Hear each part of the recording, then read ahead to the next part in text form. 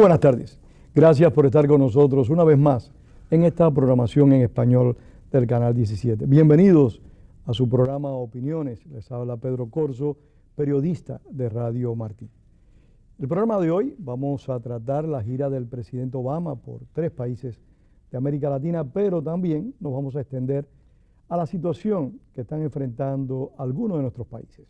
Por ejemplo, Perú, que se le aproximan unas elecciones, la conducta de la presidenta Dilma Rousseff, que para algunos analistas difiere con la que hacía Lula da Silva. Para tratar estos temas, pues hemos invitado a un viejo amigo de esta casa, a un conocido de ustedes, al periodista venezolano y escritor Alexis Ortiz.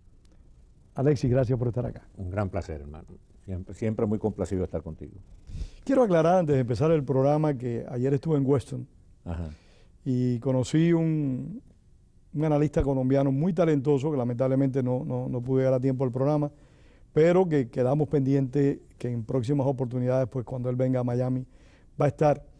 Pero quiero decir más que nada que me impresionó la gran cantidad de personas que ven el Canal 17 en Weston.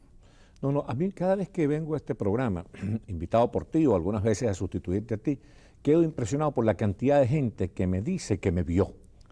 Realmente que el canal tiene cobertura entre la gente hispánica, es indiscutible, yo lo he podido comprobar. Pero ayer yo estaba allí en este hotel donde hubo una conferencia muy interesante, y yo sé de paso, y realmente fueron numerosas las personas que se acercaron a mí, y aclaro que no solo cubanos, aclaro también de venezolanos, ecuatorianos, personas de numerosos países que se acercaron a mí para hablarme del canal, para hablarme del programa, y para decir que yo le daba una cobertura suficiente. Esto se lo transmito a nuestro director y amigo Luis Díaz, una cobertura amplia a los países de América Latina y que este es un programa dedicado a todo el continente. No, y a la gente le gusta, la gente lo ve. Y este espacio, este segmento en español del canal público es un buen instrumento de la gente para reencontrarse con sus cosas, con su cultura, con sus orígenes. Ahí tendríamos que hablar de Luis Díaz, quien ha hecho posible esto. Y eso no, porque parecería como que lo estamos adulando demasiado. Sí que dejamos a Luis Díaz por ahora a un lado. Por lo pronto vamos a decir que es como un tigre de la Malasia, Luis Díaz. Que resuelve todos los problemas. Que resuelve todos los problemas. Alexis, ¿cómo aprecias el viaje del presidente Obama para América Latina? Bueno, Pedro, mira, lo primero que hay que destacar es que Obama hizo el viaje. Recuerda que el terremoto y el tsunami de Japón y la situación esa tan complicada, la masacre que estaba perpetrando, el genocidio que estaba perpetrando Muammar el-Gaddafi sobre el pueblo libio, creó una situación de tensión internacional muy grave que hizo que muchos asesores le recomendaran a Obama que suspendiera, que aplazara el viaje, sobre todo por el caso libio, porque había que hilar muy fino allí, negociar mucho para que la intervención en Libia, la exclusión esa aérea, fuera producto de una decisión multilateral, de una decisión del Consejo de Seguridad de la ONU. Para eso era muy importante convencer a China y a Rusia que no vetaran la decisión, que se abstuvieran como en efecto se abstuvieron. Entonces la situación esa tensa de negociaciones, muy complicada, en la cual tuvieron que actuar Obama y la señora Clinton, hizo que mucha gente pensara que el viaje iba a ser suspendido. El no suspender el viaje ya fue un buen mensaje que mandó Obama. Demostró esa preocupación por parte del presidente hacia América Latina. Exactamente. Mostró pues que él le daba suficiente importancia a América Latina como para estar pendiente de la situación en el Medio Oriente, pero desde Brasil, desde El Salvador y desde Chile. La segunda cuestión que yo creo, Pedro, que vale la pena destacar es que después de todo el presidente y sus asesores estuvieron muy atinados en la selección de los países que escogieron para visitar. ¿Por qué? Y explica a cada uno de estos países por qué fue elegido en tu opinión.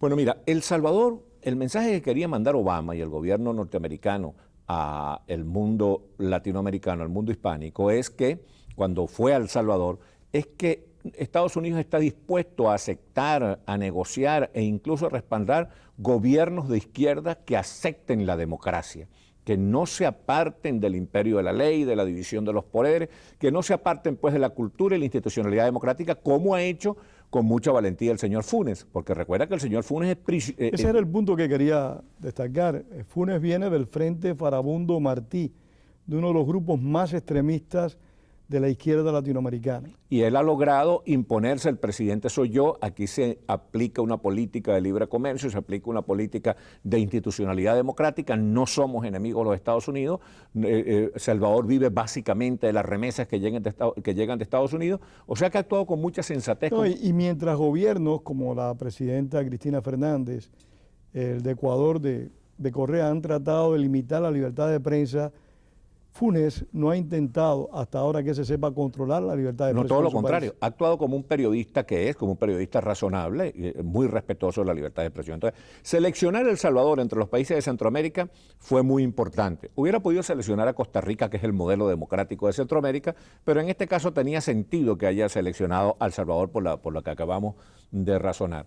Después, seleccionar a Chile también tiene su importancia, porque le quiere decir al mundo, señores, mire, Chile va muy bien. Chile va a ser el primer país del continente latinoamericano, del subcontinente latinoamericano, que se va a incorporar al desarrollo, que se va a incorporar al concierto de las naciones desarrolladas. Y va bien porque se está desarrollando en democracia, está creciendo en democracia, está practicando el libre comercio, se está insertando de una manera inteligente en la globalización.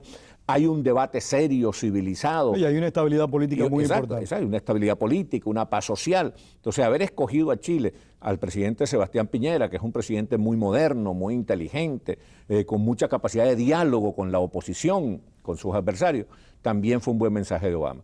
Y haber escogido a Brasil también, porque fíjate tú, yo creo que el gobierno norteamericano estaba orientado a darle respaldo a la señora Dilma Rousseff, a alentarla para que marcara distancia con Lula, para que ella se autonomizara. Pero no se apreciaron, Alexis, durante el mandato del presidente Lula, que compartió con el presidente Obama y compartió con el presidente Bush.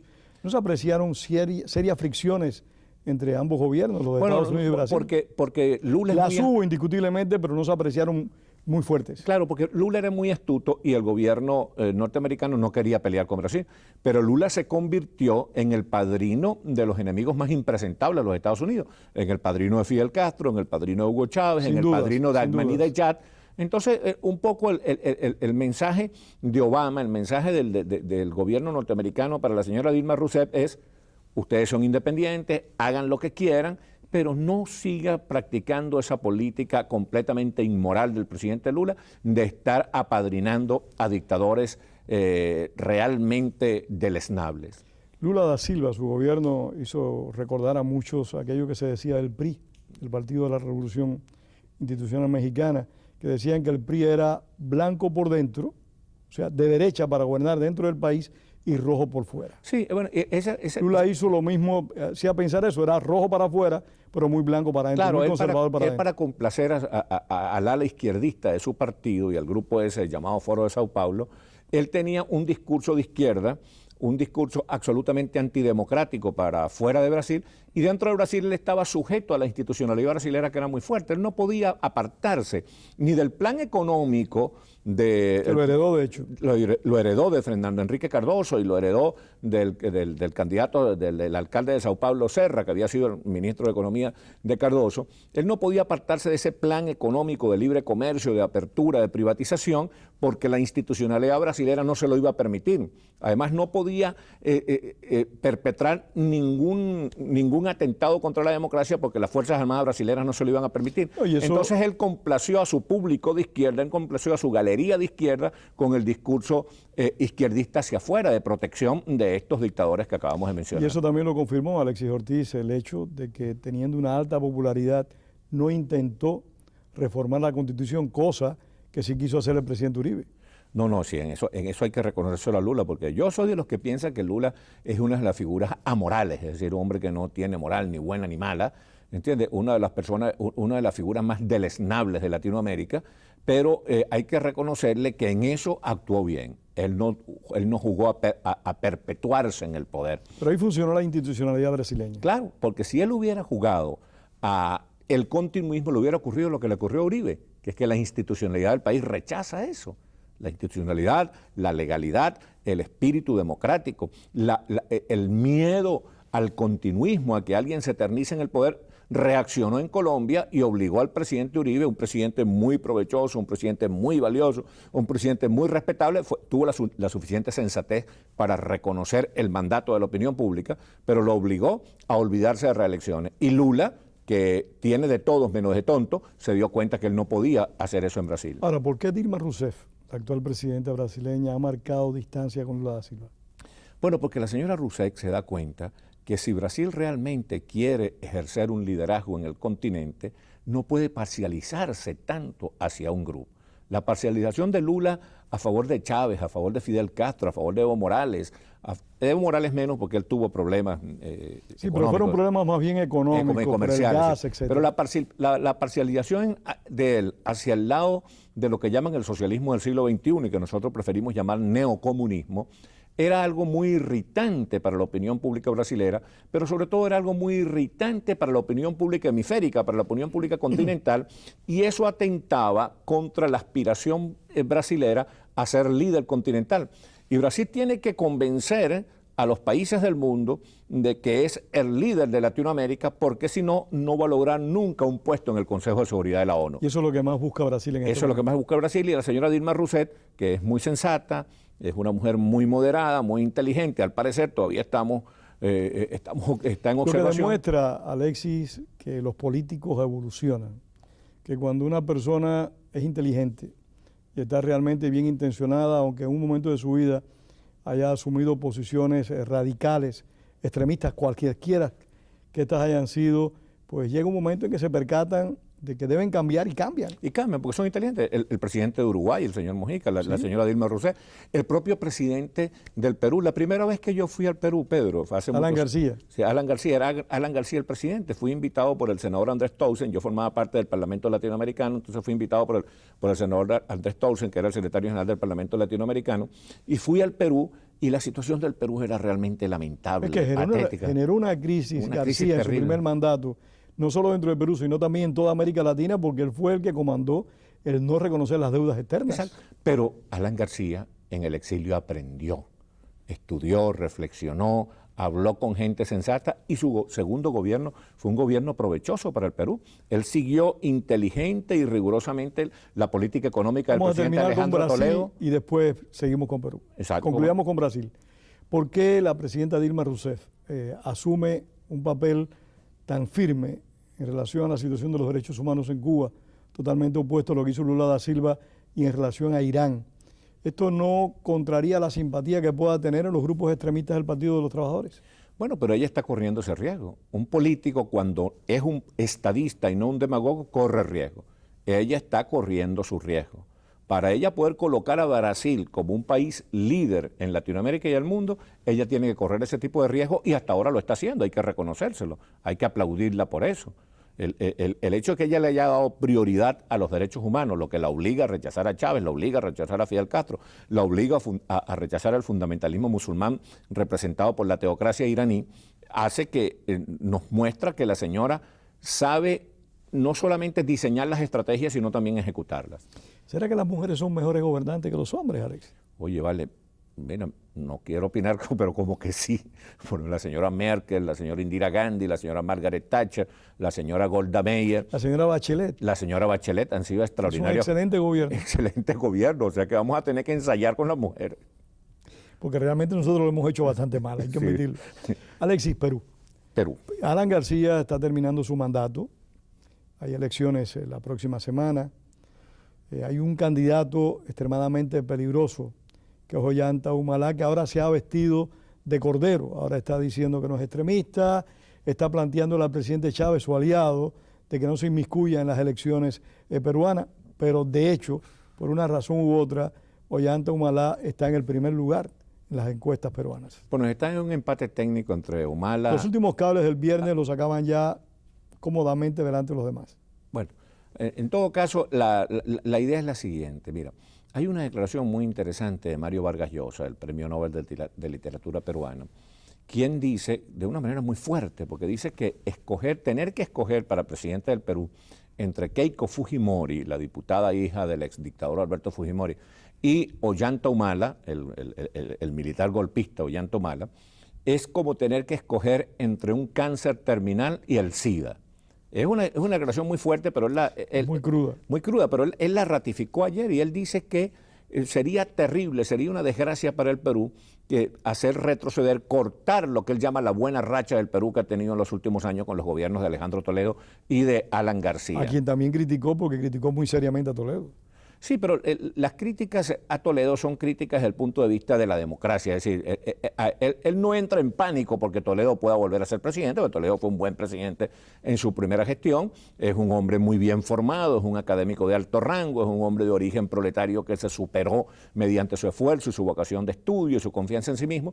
Y Toledo, bueno, es un presidente democrático que... El propio Vargas Llosa lo dijo en las elecciones pasadas, cuando fue Alan García y Ollanta Humala la segunda vuelta en las elecciones anteriores, cuando salió electo por segunda vez Alan García, él fue y anunció que iba a votar por Alan García. Entonces le dijeron, pero ¿cómo es eso, escritor, que usted va a votar por Alan García cuando usted ha sido adversario de Alan García toda la vida? Entonces, no, si voy a votar por Alan García, porque si Alan García es presidente y lo hace mal, lo sacamos, salimos de él dentro de 5 años. Pero de Ollanta Humala no sabemos cuánto tiempo va a estar allí. Ahí es donde viene la debilidad de los electores, que creen en las promesas de individuos que realmente tienen una naturaleza absolutista o totalitaria.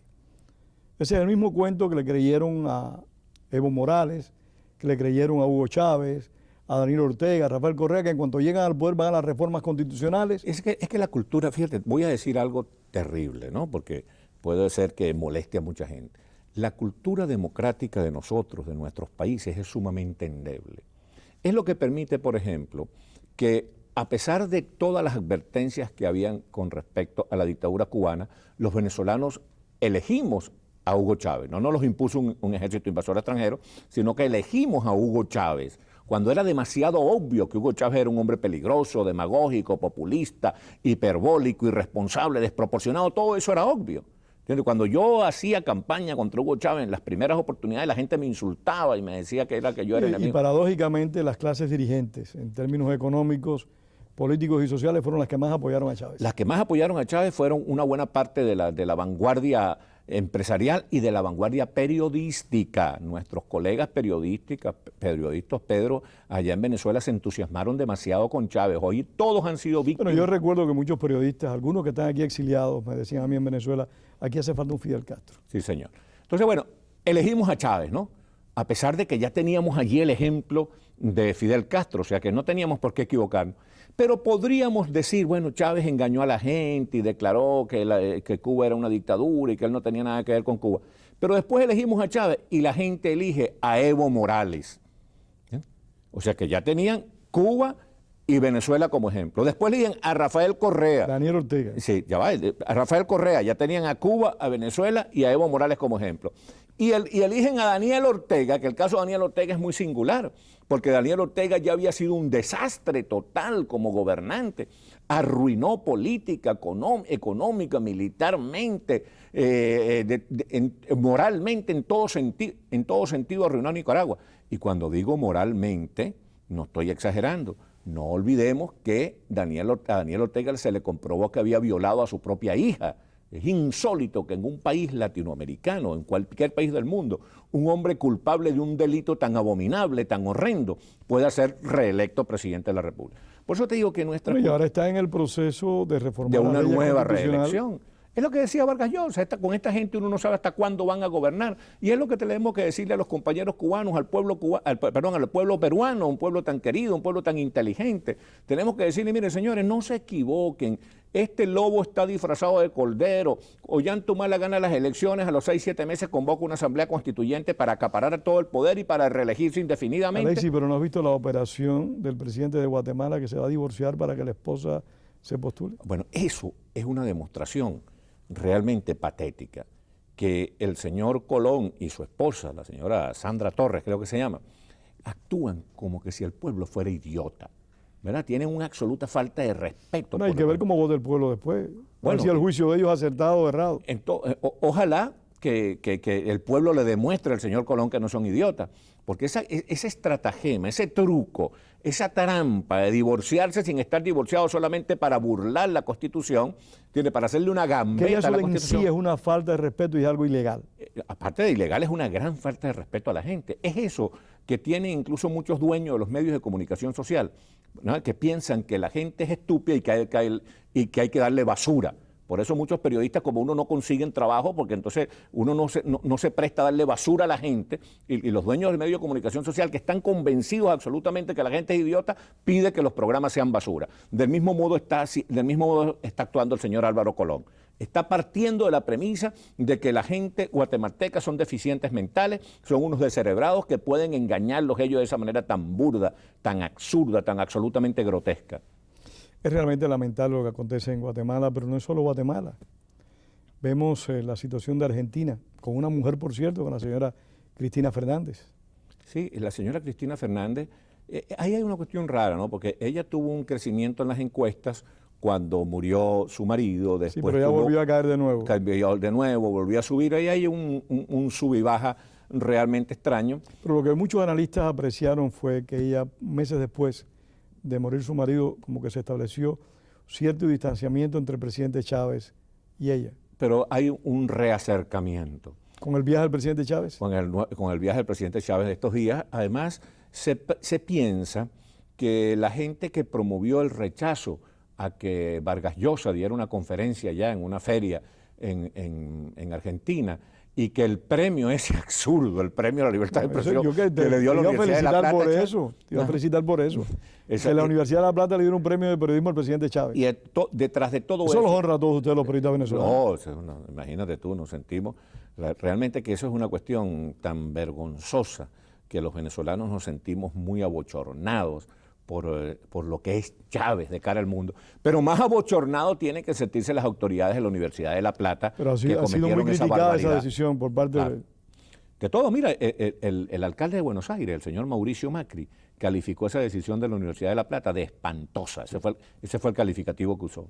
Bueno, son las mismas personas que no querían que Vargas Llosa fuera a abrir la Feria del Libro. Sí, es que realmente Argentina es un país, bueno, yo quiero mucho a mi mujer, yo quiero muchísimo a Argentina, mi mujer es argentina. Y di otra cosa, que te buscas un problema. Sí, señor, no puedo decir otra cosa. Pero Argentina es un país muy civilizado, un país realmente interesante, pero hay el único país latinoamericano que estuvo al nivel del primer mundo en un momento de su historia. Sí, un país que se desarrolló y regresó al subdesarrollo. Sí, esas son las cosas incomprensibles. El gran protagonista del desastre argentino fue Perón, Eva Perón, Juan Domingo Perón, y los peronistas siguen dominando la escena política argentina. Cuando no son presidentes hacen imposible que la oposición gobierne. Exactamente. En el gobierno son un desastre y en la oposición hacen imposible la gobernabilidad del país. Esa es la verdad. Bueno, el tiempo va avanzando, Alexis, y no podemos dejar de hablar de Venezuela, del presidente Chávez, del ALBA, etcétera. El presidente Chávez, esta semana que concluyó, visitó Argentina y visitó Bolivia también. Creo que donó $10 millones a un hospital en Uruguay. Que por cierto, muchos venezolanos se quejan de las condiciones en las que están los hospitales venezolanos, y este hombre va a donarle dinero. Sí, los enfermeros sobre todo. Algo parecido a lo que sucede con Cuba. Sí, exactamente, que un país que estaba arruinado, pero financiaba actividades de propaganda y actividades militares en otras partes, ¿no? Bueno, mira, el presidente Chávez se dice que la intención, el presidente Chávez es un hombre tan megalómano, con una idea tan exagerada de sí mismo, tan hiperbólica de su papel en el mundo, que él lo que ha hecho es tratar de ser la contrafigura de Obama, de hacer una gira para replicar la gira de Obama por el continente. Pero eso es algo realmente... que visitó los países que Obama no fue. Exactamente, pero ahí hay algo sumamente interesante que vale la pena mencionar, es que si algo se le puede criticar a la gira de Obama, es que no haya ido a Colombia. Era muy importante que Obama visitara Colombia, porque Colombia es el principal aliado de los Estados Unidos en Latinoamérica. Colombia es un país que ha derrotado a la narcoguerrilla marxista y delincuencial. Entonces necesitaba Colombia un respaldo, sobre todo cuando hay este empeño aquí en los Estados Unidos de no firmar el Tratado de Libre Comercio con Colombia. Eso es lo único lamentable. En lo que se refiere a Chávez, Chávez va a Bolivia, va a Argentina, va a Uruguay, tratando de llamar la atención del mundo como que él es la contrafigura de Obama en el continente americano. Pero Chávez de Bolivia iba a volar a Colombia. El viaje no se llegó a dar porque supuestamente hubo averías, ¿no? Hubo unas averías. Una avería en el avión, y sí, creo que el viaje lo van a suspender para el 10 de abril. Algunos dicen que no hubo tal avería, sino que no le era oportuno viajar en este momento a Colombia y que por eso fue pospuesto el viaje. Es posible, todas esas cosas son posibles. Lo cierto es que ahorita hay una preocupación por el asunto de la extradición de este narcotraficante venezolano. Dicen que ese es el punto. Que es prisionero de los colombianos en este momento, de los colombianos capturaron. Este narcotraficante ha revelado que él hacía negocios, que él era socio de altos militares venezolanos, de gente del alto gobierno venezolano. Entonces, tanto Estados Unidos como Venezuela están pidiendo la extradición de este narcotraficante.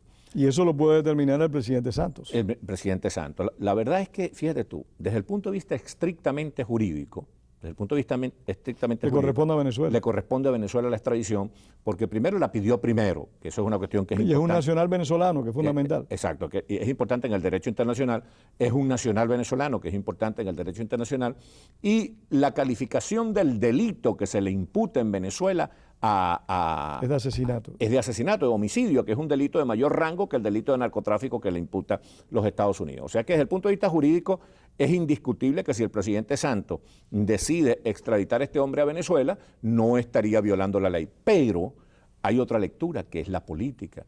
Nosotros estamos convencidos que si este hombre es extraditado a Venezuela, en Venezuela va a ser maltratado, va a ser torturado para obligarlo a desmentirse, para obligarlo. O se puede morir, puede sufrir un... O lo pueden suicidar, ¿seguro? Entre comillas, porque hay los esbirros cubanos que son los asesores de la policía. Y los venezolanos también. Claro, pero capaces todos.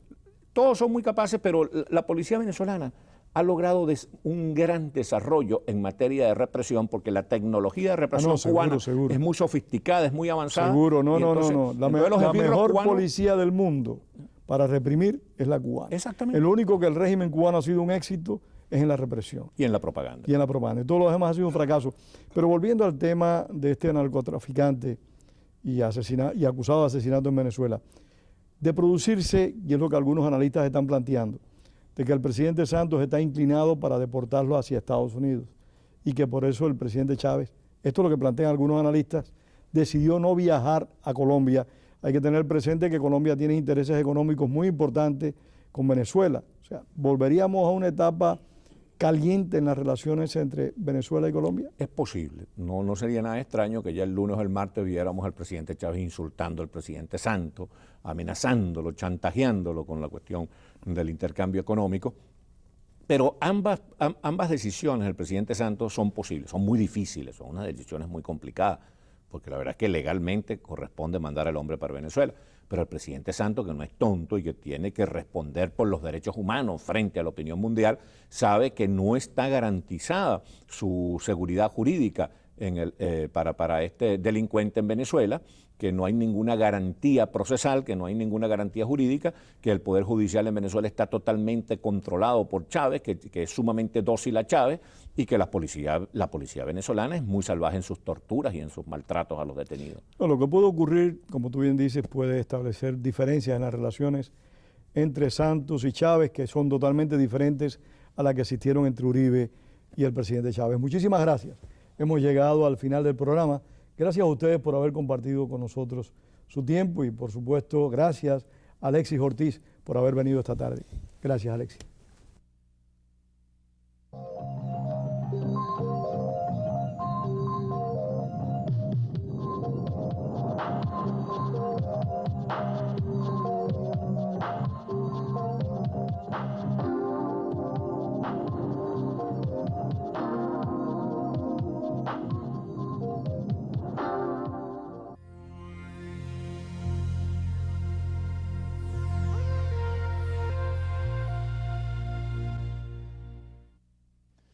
Debido a recortes en el presupuesto. Eso nos ha llevado a tomar medidas un poco severas para poder mantener este bloque. Y la única manera que podemos cambiar esto es con su participación, no solamente como televidente, sino con su participación económica. Este es su canal 17, que día tras día lleva una programación familiar en la cual usted no tiene ni que preocuparse de lo que ven sus hijos. Una programación de alta calidad necesita de usted en estos momentos. ¿Y cómo usted puede ayudar? Enviando su donación, no importa la cantidad, cualquier cantidad, aunque usted no lo crea, es importante para su canal 17. Por favor, ayúdenos a mantener este bloque en español con su participación económica. Muchas gracias.